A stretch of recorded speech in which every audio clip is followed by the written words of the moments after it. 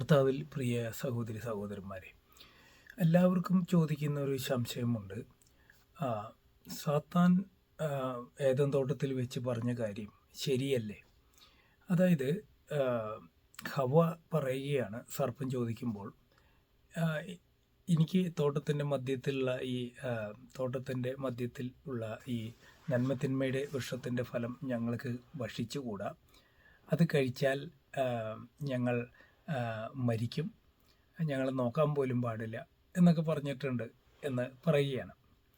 അപ്പോൾ സാത്താൻ പറയുന്നൊരു കാര്യം, ഇത് കഴിച്ചാൽ നിങ്ങൾ മരിക്കുകയില്ല, മറിച്ച് നന്മതിന്മകൾ തിരിച്ചറിഞ്ഞ് നിങ്ങൾ ദൈവത്തെ പോലെ ആയിത്തീരും, നിങ്ങളുടെ കണ്ണ് തുറക്കുമെന്നും അവിടെ പറയുന്നു.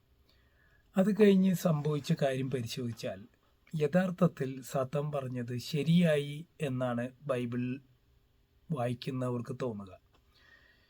കാരണം ഈ നന്മതിന്മയുടെ ഫലത്തിൻ്റെ വൃക്ഷം ഭക്ഷിച്ചു കഴിഞ്ഞപ്പോൾ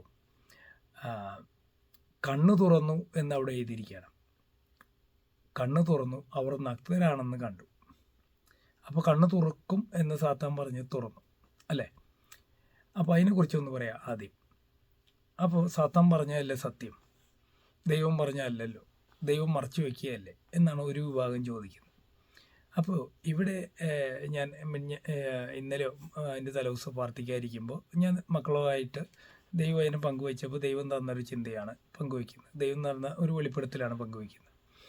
അപ്പോൾ നമ്മൾ ദൈവവചനം ഡിസ്കസ് ചെയ്യുകയും നമ്മളതിനെക്കുറിച്ച് മറ്റുള്ളവരോട് പറയുകയും ഡിബേറ്റ് ചെയ്യുകയൊക്കെ ചെയ്യുമ്പോഴാണ് ദൈവം നിങ്ങളോട് സംസാരിക്കുക.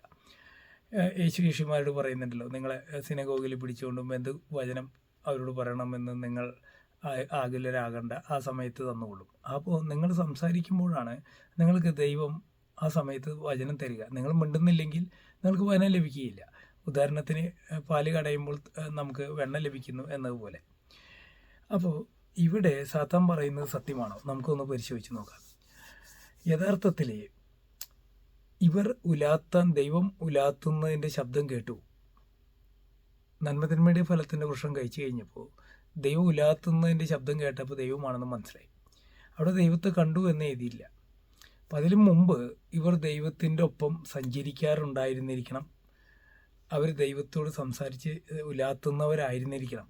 അതുകൊണ്ടാണല്ലോ ശബ്ദം കേട്ടപ്പോൾ ഞങ്ങൾ ഓടി എന്ന് പറഞ്ഞു. അപ്പോൾ അവർക്ക് ദൈവത്തിൻ്റെ പരിശുദ്ധി, ഗ്ലോറി, മഹത്വത്തോടൊപ്പം നടക്കുവാനുള്ള ഒരു ഭാഗ്യമുണ്ടായിരുന്നു ഈ നന്മതിന്മയുടെ വൃക്ഷത്തിൻ്റെ ഫലം കഴിക്കുന്നതിലും മുമ്പ്. അപ്പോൾ ഒരു കാര്യം ആലോചിക്കുക, ദൈവത്തിൻ്റെ പരിശുദ്ധി ഇവർക്ക്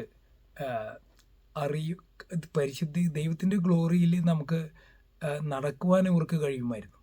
അപ്പോൾ ഇവരുടെ കണ്ണുകൾ യഥാർത്ഥത്തിൽ ഇവർ നഗ്നരായിരുന്നു, എന്നാൽ ഇവർ നഗ്നത അറിഞ്ഞില്ല എന്ന് എഴുതിയിട്ടുണ്ട് അതിന് മുമ്പ്, നന്മത്തിന്മയുടെ വൃക്ഷത്തിൻ്റെ ഫലം കഴിക്കുന്നതിന് മുമ്പ്. അപ്പോൾ ഇവരുടെ കണ്ണുകൾ എങ്ങനെയായിരുന്നു എന്ന് നമ്മളതൊന്ന് ഇമാജിൻ ചെയ്യുക. ഇപ്പോൾ ഒരു ബൾബ് കത്തുമ്പോൾ അതിൻ്റെ ഗ്ലോറി, അതിൻ്റെ ലൈറ്റ് പ്രകാശിക്കുന്നത് കൊണ്ട് അതിൻ്റെ ശരീരം ഒരു ഫിലമെൻ്റാണ്. ആ ഫിലമെൻ്റ് നമുക്ക് കാണാൻ കഴിയില്ല. കാരണം അവരിൽ നിന്ന് പ്രകാശം ഉദിക്കുന്നത് കൊണ്ട് അവരുടെ ഈ ബൾബിൻ്റെ ഉള്ളിലത്തെ വസ്തുക്കൾ നമുക്ക് കാണാൻ കഴിയുകയില്ല. അത് ലൈറ്റ് പ്രകാശം എമിറ്റ് ചെയ്യുന്നത് കൊണ്ടാണ്. ഇതുപോലെ ഇവർ ദൈവത്തിനോടൊപ്പം സഞ്ചരിക്കുമ്പോൾ ഇവരും ദൈവത്തോടൊപ്പം പ്രകാശിച്ചിരുന്നിരിക്കണം. കാരണം നമുക്കറിയാം, മോശ സിനായി മലയുടെ മുകളിൽ നിന്ന് വരുമ്പോൾ മോശയുടെ മുഖം വെട്ടിത്തിളങ്ങിയത് കാണാതിരിക്കാൻ മുഖം മറച്ചു മോശ എന്ന് പറഞ്ഞിട്ടുണ്ട്. അപ്പോൾ ദൈവത്തിൻ്റെ കൂടെ സഞ്ചരിച്ചാൽ നമ്മളും പ്രകാശിക്കും. യേശുവിൻ്റെ മലയുടെ മുകളിൽ വെച്ച് എന്താണ് പറയുക, മൂന്ന് പേരും യേശുവിന് കൂടാരം ഉണ്ടാക്കി കഴിഞ്ഞ് അവരുടെ ശിഷ്യന്മാർ തിരിച്ചു വന്നപ്പോൾ ഇവരുടെ മുഖം വിളങ്ങി എന്ന് നമുക്കറിയാം, പത്രോസും യോഹന്നാൻ്റെയൊക്കെ. അപ്പോൾ യഥാർത്ഥത്തിൽ ഈ നമ്മുടെ ദൈവത്തിൻ്റെ ഒപ്പം, ദൈവത്തിൻ്റെ പരിശുദ്ധിയോടൊപ്പം സഞ്ചരിക്കുന്നവർ പ്രകാശിക്കും. അപ്പോൾ അവർ നഗ്നരാണെന്ന് കാണുകയില്ല. അപ്പോൾ ദൈവത്തിൻ്റെ ഗ്ലോറിയിലായിരുന്നു അവർ മുമ്പ് എന്ന്, നന്മത്തിന്മയുടെ വൃക്ഷത്തിൻ്റെ ഫലം കഴിക്കുന്നതിന് മുമ്പ് അവർ ദൈവത്തിൻ്റെ പരിശുദ്ധിയിലായിരുന്നു. അവരുടെ ശരീരം കാണത്തക്ക വിധം അവരുടെ കണ്ണുകൾ അടഞ്ഞിരുന്നില്ല എന്നുള്ളതാണ്. അപ്പോൾ ഇവിടെ വൃക്ഷത്തിൻ്റെ ഫലം കഴിച്ചപ്പോൾ ഇവരുടെ കണ്ണ് തുറന്നു. കണ്ണ് തുറന്നതല്ല യഥാർത്ഥത്തിൽ ഇവരുടെ കണ്ണ് അടയുകയാണ് ചെയ്തത്. ഇവരുടെ കണ്ണ് തുറക്കപ്പെട്ടത് ശരീരങ്ങൾ മാനുഷിക ശരീരങ്ങളുടെ നഗ്നത കാണത്തക്ക രീതിയിലേക്ക് കണ്ണ് തുറക്കപ്പെട്ടത് ഭൗതികമായ കാര്യങ്ങൾ കാണാനുള്ള ലോവർ ലെവലിലേക്കാണ് കണ്ണ് തുറക്കപ്പെട്ടത്. മുമ്പ് തുറന്നിരുന്ന കണ്ണുകൾ ദൈവത്തിൻ്റെ ഗ്ലോറി ദർശിച്ചിരുന്ന കണ്ണുകളായിരുന്നു. ഇവർ അന്യോന്യം ഇവരുടെ പരിശുദ്ധി കാണത്തക്ക വിധം പരിശുദ്ധിയുള്ള ഇവരിൽ നിന്ന് എമിറ്റ് ചെയ്യുന്ന പ്രകാശം കാണത്തക്ക രീതിയിൽ ഇവരുടെ കണ്ണുകൾ തുറക്കപ്പെട്ടതായിരുന്നു. ഈ പഴം കഴിച്ചപ്പോൾ ഇവരുടെ കണ്ണുകൾ അടഞ്ഞ് പിന്നീട് തുറക്കപ്പെട്ടത് ഭൗതിക തലത്തിലേക്കായി. നമ്മൾ കണ്ണുകൊണ്ട് കാണുന്നതെല്ലാം കണ്ടിട്ടില്ലേ?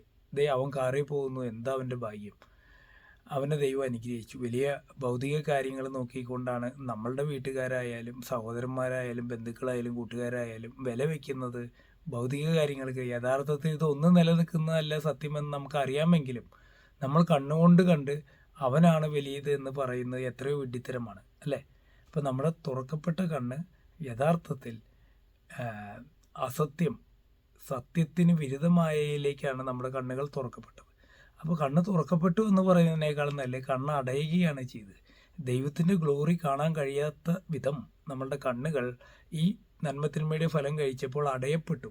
പിന്നീട് തുറന്ന കണ്ണ് ഈ അസത്യം, ഈ വ്യാജം ആയ ഈ മായയായ ഈ ലോകത്ത് ഇപ്പോൾ നമ്മൾ കണ്ടുകൊണ്ടിരിക്കുന്ന സകല പാപത്തിലേക്ക് നയിക്കുന്ന ഭൗതികതയിലേക്കാണ് നമ്മുടെ കണ്ണുകൾ തുറന്നത്.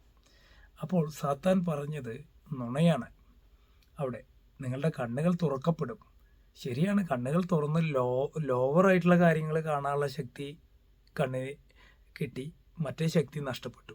അതുകൊണ്ടാണല്ലോ ഇവർ ഭയന്ന് ദൈവത്തിൻ്റെ ശബ്ദം കേട്ടു എന്ന് മാത്രമേ എഴുതിയിട്ടുള്ളൂ. ദൈവത്തെ കണ്ടതായിട്ട് അവിടെ എഴുതിയില്ല ഈ നന്മതിന്മയുടെ ഫലം കഴിച്ചതിന് ശേഷം. കാരണം ദൈവം ഉലാത്തുന്ന ശബ്ദം കേട്ട് അവർ ഓടി ഒളിക്കുകയാണ്, ദൈവത്തെ കണ്ടതായി പറയുന്നില്ല. അപ്പോൾ അതിനു മുമ്പ് അവർ ദൈവത്തിൻ്റെ ഒപ്പം നടന്നു എന്ന് വേണം കരുതാൻ. അപ്പോൾ അവിടെ കണ്ണുകൾ തുറക്കപ്പെട്ടിട്ടില്ല. തുറക്കപ്പെട്ടു എന്ന് ഇവർക്ക് തോന്നിയതുപോലെ എഴുതിയതാണ്. നഗ്നത കാണത്തക്ക ഒരു പാപകരമായ ചിന്തയിലേക്കാണ് അവർ കണ്ണുകൾ തുറന്നത്. അപ്പോൾ സാത്താൻ പറഞ്ഞ ആ വസ്തുത തെറ്റാണ്. ഇനി മറ്റൊരു കാര്യം പറയുന്നത്, നിങ്ങൾ മരിക്കുകയില്ല എന്നവൻ പറഞ്ഞു. അപ്പോൾ ഇവർ ഇത് ഈ നന്മതിന്മയുടെ വൃക്ഷത്തിൻ്റെ ഫലം കഴിച്ച് അപ്പോൾ അവർ മരിച്ചില്ല. പക്ഷെ അന്ന് മുതലേ അവരുടെ ശരീരം, അവരുടെ ഭൗതിക ശരീരം ഡീക്കേ ചെയ്യാൻ, അഴുകാൻ ഓരോ നിമിഷവും ഈ നന്മതിന്മയുടെ ഫലം കഴിച്ച ആ നിമിഷം തൊട്ട് ഇവരുടെ ശരീരം മരണത്തിലേക്ക് നശിച്ചു കൊണ്ടിരിക്കുന്നതാണ്. അവരുടെ ശരീരകോശങ്ങൾ പിന്നീടുള്ള ഓരോ നിമിഷങ്ങളും മരണത്തിലേക്ക് നീങ്ങുന്നതാണ്. അതുവരെ അവർക്ക് മരണമുണ്ടായിരുന്നില്ല. അവർ എന്നേക്കും ജീവിക്കുന്ന ശരീരമായിരുന്നു. പക്ഷെ ഇത് കഴിച്ച അന്ന് തൊട്ട് ഉടനടി അവർ മരിച്ചില്ല എങ്കിലും അവരുടെ ശരീരം മരണമുള്ളതായി തീർന്നു. പിന്നീടുള്ള ഓരോ നിമിഷങ്ങളും അവർ അടുത്ത നിമിഷം മരിച്ചു. പിന്നെ ആ നിമിഷം അവർക്ക് തിരിച്ചു കിട്ടില്ല. പിന്നെ മറ്റൊരു നിമിഷം അതും തീർന്നു. പിന്നീടുള്ള ഓരോ ദിവസങ്ങളും ഏജുകളും ഇവർക്ക് പിന്നിട്ടുകൊണ്ടിരുന്നു മരണത്തിലേക്ക് ക്ലോസറായി അടുക്കുകയാണ്. മരണത്തിലേക്ക് ഇവർ നടക്കുന്നത് മരണത്തിലേക്കായിരുന്നു. അപ്പോൾ യഥാർത്ഥത്തിൽ ഇത് കഴിച്ചാൽ നീ മരിക്കുകയില്ല എന്ന് പറഞ്ഞത് അക്ഷരാർത്ഥത്തിൽ അപ്പോൾ തന്നെ മരിച്ചില്ലെങ്കിലും പിന്നീട് ഇവരുടെ ശരീരം കഴിച്ചത് തൊട്ട് മരണത്തിൻ്റേതായി തീർന്നു, ശരീരം മരണമുള്ളതായി തീർന്നു. അപ്പോൾ നമുക്കറിയാം അവരുടെ ശരീരകോശങ്ങളിൽ മരണം വർദ്ധിച്ചു കൊണ്ടിരുന്നു. അപ്പോൾ അതും നുണയാണ്. അപ്പോൾ നിങ്ങൾ നന്മത്തിന്മകൾ അറിഞ്ഞ് ദൈവത്തെ പോലെ ആവും.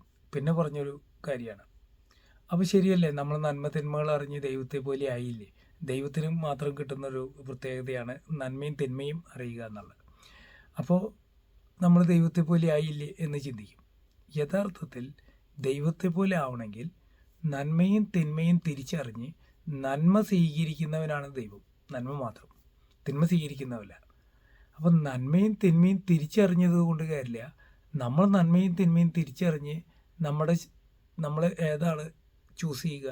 നമ്മളെപ്പോഴും തിന്മയാണ്. തിന്മയ്ക്ക് ബലഹീനമാക്കപ്പെട്ട ശരീരമാണ് നമ്മളെ. അപ്പോൾ നമ്മളെപ്പോഴും തിന്മയാണ് ചൂസ് ചെയ്യുക, നന്മയല്ല. നന്മയിൽ നമുക്ക് ആനന്ദവുമില്ല. എപ്പോഴും തിന്മയായതിലേക്കാണ് നമ്മുടെ മനസ്സ് ചാഞ്ഞിരിക്കുന്നത് എന്ന് ഉൽപ്പത്തിയിൽ തന്നെ പറയുന്നുണ്ട്.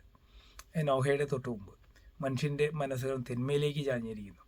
അപ്പോൾ നന്മ തിന്മകൾ തിരിച്ചറിഞ്ഞ് തിന്മ സ്വീകരിക്കുന്നവരായി നാം എന്ന് പറഞ്ഞാൽ നമ്മൾ ദൈവത്തെ പോലെയല്ല, നമ്മൾ പിശാചിനെ പോലെയല്ല ഇത്. അപ്പോൾ നിങ്ങൾ നന്മ തിന്മകൾ തിരിച്ചറിഞ്ഞ് ദൈവത്തെ പോലെ ആവും എന്ന് പറഞ്ഞത് കള്ളമാണ്, സത്യം പറഞ്ഞു. കാരണം നന്മ തിന്മകൾ തിരിച്ചറിഞ്ഞ് നമ്മൾ പിശാചിനെ പോലെയായി എന്നുള്ളതാണ് സത്യം. നമുക്ക് നന്മ നന്മ തിന്മകൾ തിരിച്ചറിഞ്ഞ് നന്മ സ്വീകരിക്കാനുള്ള ശക്തി ഉണ്ടായില്ല. അങ്ങനെയായിരുന്നെങ്കിൽ നമ്മൾ ദൈവത്തെ പോലെയാവും. നന്മ തിന്മകൾ തിരിച്ചറിഞ്ഞതുകൊണ്ട് മാത്രമായില്ല, തിരിച്ചറിഞ്ഞ് നമ്മളുടെ ശരീരം എപ്പോഴും തിന്മ ചൂസ് ചെയ്യുന്നതായതുകൊണ്ടാണ് ദൈവം സ്വന്തം പുത്രനായ യേശുവിനെ നമ്മളിലേക്ക് നമ്മളുടെ പാപങ്ങൾക്ക് വേണ്ടി ശിക്ഷയ്ക്ക് പരിഹാരം എന്നോണം നൽകുകയും അവനെ ദൈവം മരിച്ചവരിൽ നിന്ന് ഉയർപ്പിക്കുകയും ചെയ്തു. എല്ലാം നമ്മുടെ പാപത്തിന് വിധേയമായ മനുഷ്യനാണ്. അതുകൊണ്ടാണ് അപ്പോൾ നന്മ തിന്മകൾ തിരിച്ചറിഞ്ഞ് നമ്മൾ പാപത്തെ സ്വീകരിക്കുന്ന പിശാചിൻ്റെ മക്കളായി തീരുകയാണ് ഉണ്ടായത്.